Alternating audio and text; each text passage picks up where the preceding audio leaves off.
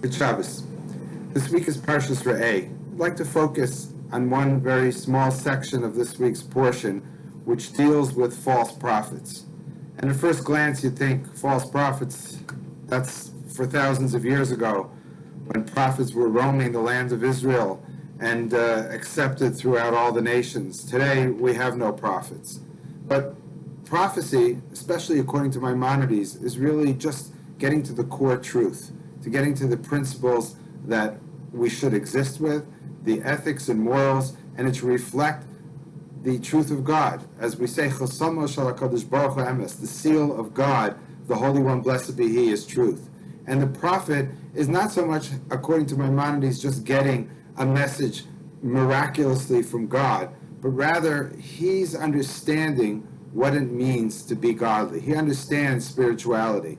And in Maimonides' terms, he understands the truth. And therefore, when we talk about false prophets, we talk about someone who's giving ideas which don't really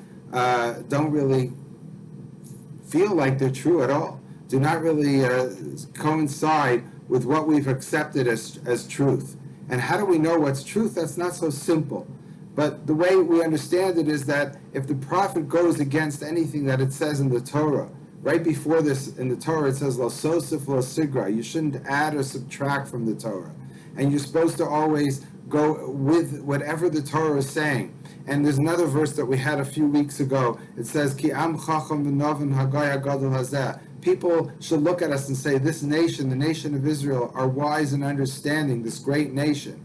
Ki chachmaschem uvinaschem la'inei ha'amim. Because the Torah and the mitzvos and everything that it says in the Torah should reflect the wisdom and understanding, and everybody should be able to see that. And therefore, the way we know what's true and not true is we have to be educated, we have to understand what the Torah tells us, but we also have to use what we call our seichel, our understanding. We have to have our own intuition. We have to train to make sure that our intuition is geared to that which is true, but that's part of what all of life is about. Life is about trying to understand things through the world as we see it, as we're educated, as we're brought up in a life of Torah and understanding.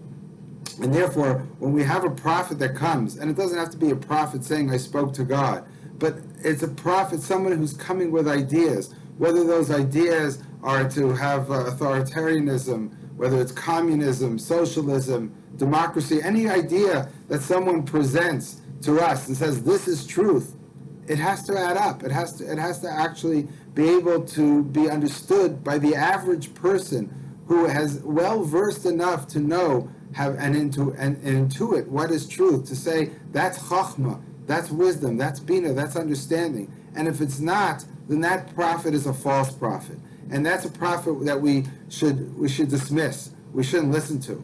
Of course, if in earlier times, if the prophet was telling you to worship idols, then it says that we should take him out and kill him, because we know that idolatry is not just because it's against God, but it's against everything we stand for. It's against truth. As I've said other times, monotheism and belief in God is believing in that which is inherently true, and that makes sense, that's logical, that's consistent with science, consistent with our understanding of how the world works. And that's the chachma, that's the wisdom, that's the bina, the understanding that the Torah is supposed to reflect. That's what our leaders, that's what our prophets are supposed to teach us. And if they don't teach us that, then they are false prophets. And we have to make sure that we realize that they're not the leaders that we look forward to having. They're not the leaders that we rely on. They're not the leaders that are going to lead us into the future. And that's not only true in Jewish life, it's true in public life in general,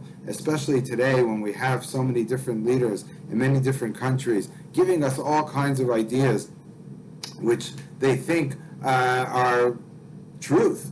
But when you look at it with any discerning eye, you know that there's something that doesn't smell right. It doesn't pass that test. And if it doesn't pass that test, we shouldn't just say, well, there's someone we have to rely on because they tell us that they know, because they come from an institution of higher learning which we know has they have the right credentials. It still has to make sense. It still has to flow with the rules of logic and understanding. And when those prophecies, when those ideas are consistent with what we know to be true, and they're also consistent with the ethics and morals that we've been brought up with, that we've been taught for all of our lives, then we know that's someone, that's a prophet, that's a leader, that's an authority that we should accept, that we could follow. And hopefully that's a message we take from now on, day to day in our lives, to make sure that we're following the right path, whether it's the right path politically, religiously, spiritually, intellectually. This is an important message which the Torah tells us. We don't just accept someone because they say they're an authority. They have to prove it. They have to be able to show that what they're saying is consistent with everything that we've learned and know.